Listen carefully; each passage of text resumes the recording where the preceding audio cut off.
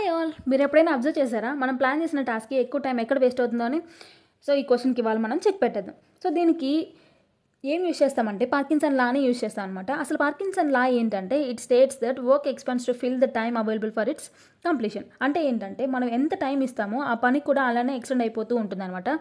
Time ఎక్కువ ఇస్తే work కూడా అన్నెసరీగా ఎక్కువ టైంని తీసుకుంటుంది అనమాట. చిన్న ఎగ్జాంపుల్ ఏంటంటే మనము ఒక చాప్టర్కి ఒక రోజు టైంని అలొకేట్ చేసుకుంటే ఆ రోజంతా టైం వేస్ట్ అవుతూనే ఉంటుంది. కానీ అదే చాప్టర్కి ఒక గంట టైం ఇస్తే మనం ఫోకస్గా ఉండి ఫాస్ట్గా వర్క్ని కంప్లీట్ చేస్తాం అనమాట.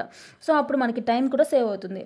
సో దీనికి సీక్రెట్ ఏంటంటే చిన్న డెడ్లైన్స్ని సెట్ చేసుకోవడం సీక్రెట్ అనమాట.